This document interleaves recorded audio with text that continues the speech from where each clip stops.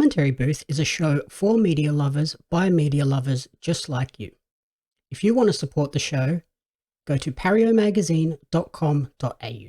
And then the other show that you recommended to me, big change of pace. Sorry. Very big change of pace. Netflix, new documentary series, Keep Sweet, Pray and Obey, which is all about the polygamous Fundamentalist Church of Jesus Christ of Latter-day Saints. Wow. That was rough watching. That's the only one-word comment you have for it, isn't it? That's all I can think too. Wow. It's like this is something that you wish was happening in the boys' universe, but happened in our universe. Mm-hmm. Yeah, it's like so crazy that you're like, this can't be real. And then, yeah, it was. Warren Jeffs, what a psychopath. Well, just weird. It's like, to give people a rundown of it, Warren Jeffs being the prophet that they had, the people that they believed in they're Mormon, just outside of Salt Lake City in Utah, which if you've ever watched the Book of Mormon, the guys from South Park made, it's a big part of that, obviously. But yeah, they had a quite widespread, large cult in there. There are numbers and numbers with the theory that they told, especially young girls, just to keep sweet. And they had it written on everything, just to not question the men, just keep sweet what you're told. Don't think, just be what we tell you to be. And then, as we've seen so many times with these sorts of things, I think it's just people take advantage of those situations. They end up with multiple wives, multiple daughters. There was guys doing creepy things like trading daughters with another man, so then that daughter, once you send her off, can become that guy's wife, and you take the daughter from the other guy as a wife.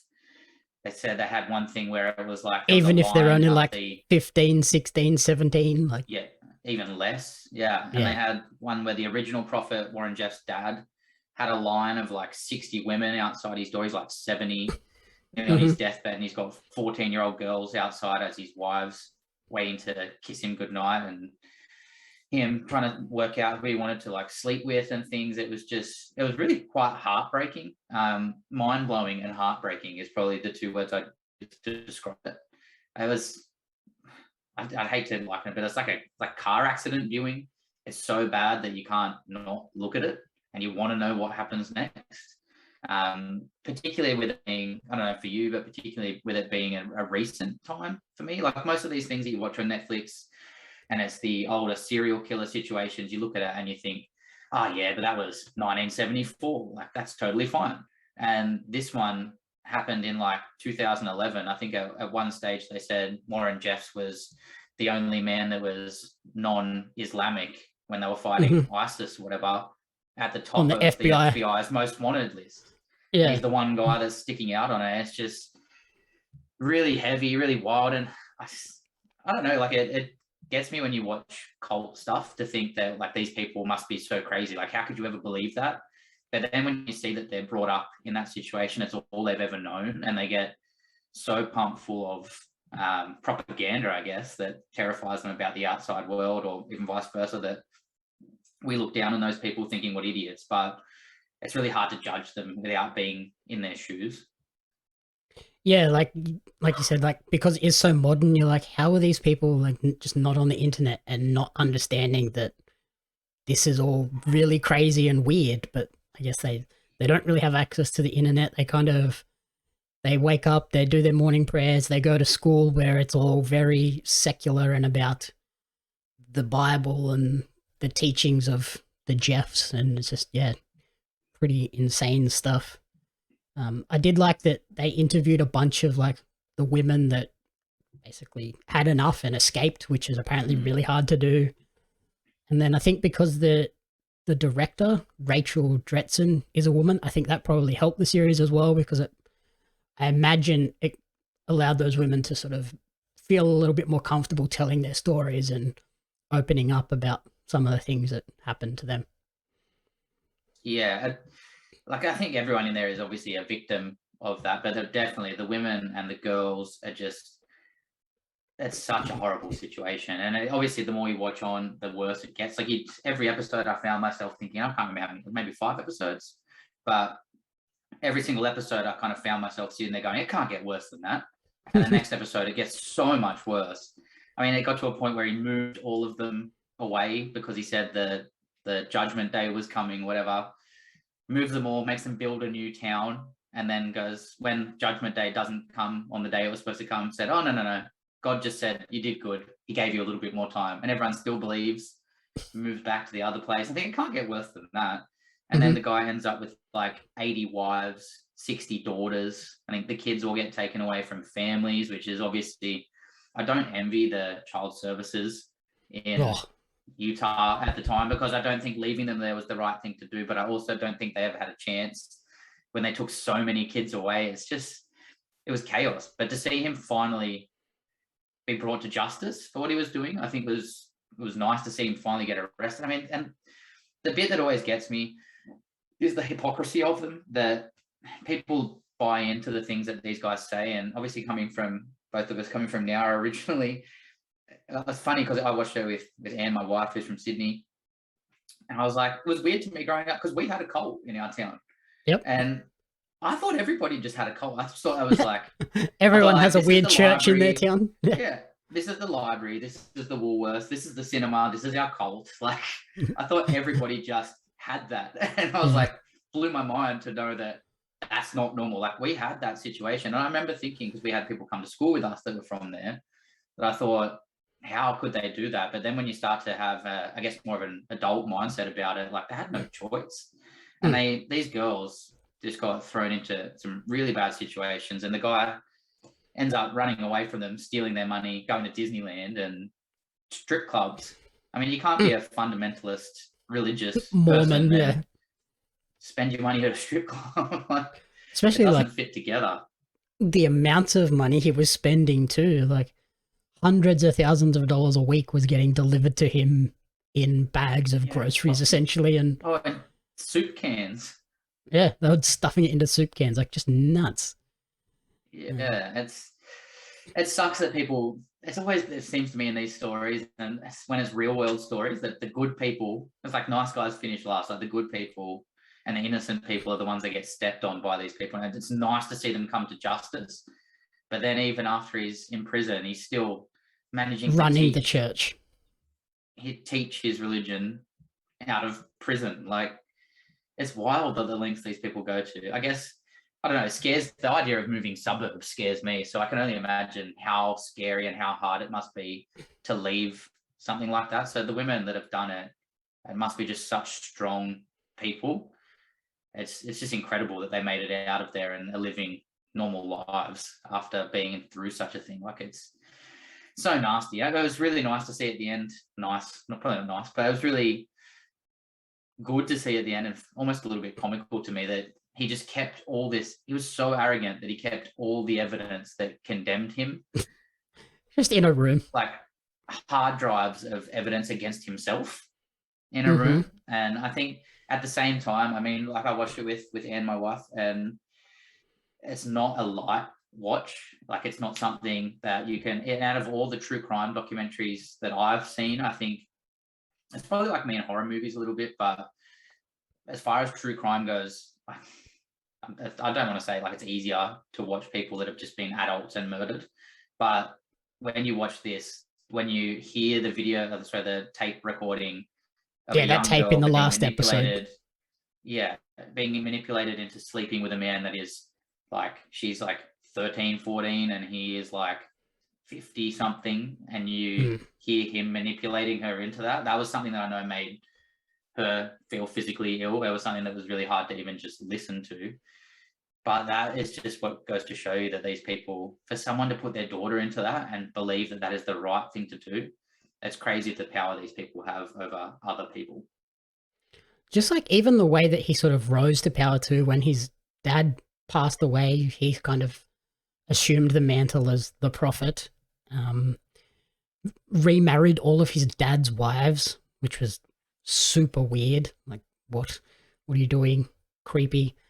And then, like when he sets up that new town in Texas and essentially just kidnaps all of the young girls from the town in Utah and Just takes them in the middle of the night to across the country. Zion.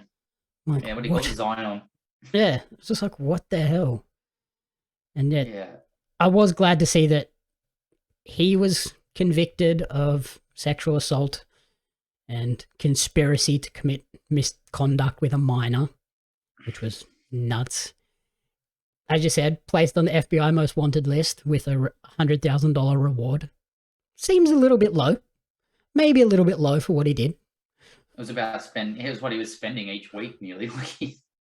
And yeah, his brother was also convicted of harboring a fugitive when he was stopped with $150,000 of cash in his just car in soup cans, as you mentioned, to be delivered.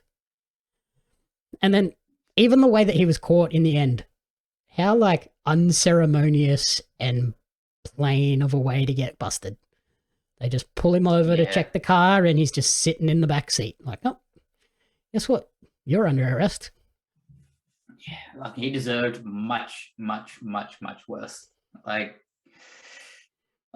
just of all the thing for me is like, I think that me being a quite non-religious person at heart, and just my whole life philosophy, I guess, is just try and do good for people and be good to people and leave the world a better place than you found it. And I think most religions at their core have that vibe, that you should be a good person. And just for him to be pretending to be a good person and be literally the worst human you can be, he deserves so much worse than he got. I hope that those cops put the boot into him. I'm not for police brutality in most situations. But for someone like that.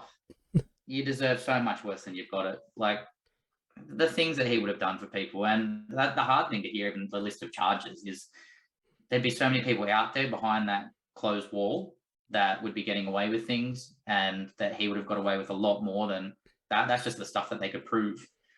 So, yeah, I hope he rots in there, to be honest with you. And it was a really hard watch, but like I said, it was really hard to not look at. Like, it was a well-made, depressing documentary series.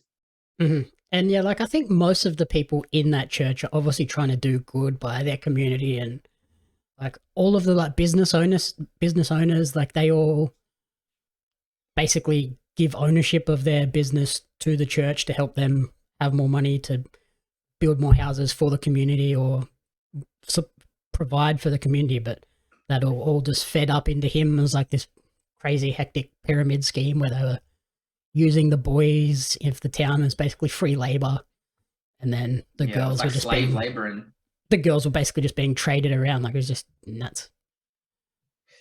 Yeah, tough and crazy. Like I keep saying, crazy to think that it happened in our time. Like, you're like, no, it wouldn't happen in 2020, but it's probably happening somewhere right now. Yeah, well, the FLDS still exists. They have an estimated 6,000 to 10,000 members still. And they still see Warren Jeffs as their leader, which is like, how? Like, how? He's in prison until 2038, and they're still like, yeah, but he's the guy. Saying that, the guy from Nowra is supposed to come back too. Oh, God. Jesus. Enjoy that. And then, like, as with all documentaries, like, it's obviously very focused on one specific angle. But I read that not included in the documentary was another allegation against Warren Jeffs by his nephew, who claims that in 2004, Warren raped him. So it wasn't just against the girls in the town. But yeah, just insane. And then after watching this, I got suggested another documentary on Netflix, Our Father. Did you end up watching that one as well? I have watched that one. I watched it before that one. Is that the guy that artificially inseminates women in the pregnancy clinic, and they found hundreds and hundreds of these people, man, they're everywhere.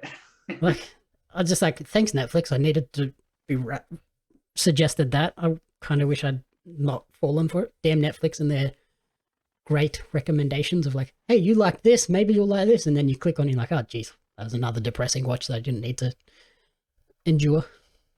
But like mind blowing that guy got away with it too, or that had hundreds and hundreds of kids and would trick these families. And it just goes to show you that there's people that would take that power anywhere. Like it's really sad to have to think like that, but it kind of puts you on your toes a little bit, that you need to really be a bit more sort of picky in the people that you choose to be around, and obviously be led by and influenced by, that you don't just take them at face value. I like to think that us as a generation are a lot better at sort of reading through the crap and seeing through the crap. And I hope that we're probably a bit better than the last generation. So obviously being brought up on the internet, you've had a lot more fake news and stuff to actually deal with. Because I always think that, like, my mum is one of those people that posts, you know, when you get like crazy things on Facebook and it's like, Yep. we can't say Merry Christmas anymore. They're going to take our Merry Christmas away. And I'm like, no, they're not. No, they're not. This is just some fake share thing. Like, it's fine. No one's going to climb through your computer and get you at 12 at night if you don't share it with 30 people. Like, you're going to be okay. But hopefully for watching these things, at least, and for our generation, I like to think that we, as bad as it is, you need to be a little bit more distrusting until someone's really earned that from you. And like, even with like the developments with the Supreme Court in the US recently, like, I feel like these documentaries really highlight the need to update the laws and make sure that people are protected. Like, women need to have as many options as they have, because there's crazy doctors out there inseminating people with their own sperm, and there's church leaders who are sleeping with everyone in the church. Like, we need to make sure that all of this stuff is, the laws aren't ambiguous, because like Warren Jeffs, one of his convictions was overturned on appeal, and it's like, no, we need to make sure these people aren't getting away with this stuff by crazy technicalities and loopholes. Yeah, 100%. So in terms of top recommendations for the week, which one of those would you go with? Depends what mood you're in, I guess. Yeah, I mean, not to take away from everything, like Keep Sweet, Pray and Obey is a very hard watch. We said might be an important watch for some people and something that people might get something out of, but go into that obviously with the mindset of this is quite triggering potentially. But as far as I was going to say wholesome, it's not wholesome. As far as a entertaining, at least The Boys is entertaining. Yeah, entertaining, a bit funny, as long as you can laugh at gore and all the crazy stuff they come out with. Yeah, The Boys season 3, and if you haven't got Amazon Prime, definitely worth the $7 or whatever it is just to do that and catch up on The Boys for 3 seasons. So yeah, it's got to be The Boys. Yeah, you get all this cool content with The Boys and Invincible and the Test, all the older shows that they have. You also get free shipping. Great bonus. Yeah, you do. It's a Prime Day this week, so you'll get some good bargains. Get Amazon Prime. Use my code. Yep. So yeah, I picked The Boys as well, just because it's entertaining. Like, you can kind of switch off and watch that and just have a good time. You don't need to be worried about, am I going to leave this depressed? No, exactly. But just don't watch it with your wife for breakfast. And maybe don't watch it eating seafood or breakfast. I'll never look at seafood the same. You don't want to eat a live octopus as it begs for mercy? Not something that I've ever wanted to do, but particularly now, no. Alrighty, we'll leave it at that. Thank you everyone for listening to the commentary booth. If you enjoyed the show, please remember to rate, review, and subscribe on podcast services and on YouTube. You can follow me on social media at JamieUpsMedia and at Pario Magazine. And you can follow Buddy on Instagram at a.b_CSEE. Thank you. The Commentary Booth is a fan-funded production of Jamie Apps Media. You can support the podcast alongside our magazine, Pario Magazine, on Patreon at patreon.com/JamieAppsMedia. The following people supported at the community support group level or higher, and you cannot fathom how incredibly appreciative we are for their support. Brian and June Hart, Blake Robinson, Karina Renee, Courtney Paulson, Darren Hatcliffe, Jackson Carr, and Tracy Apps.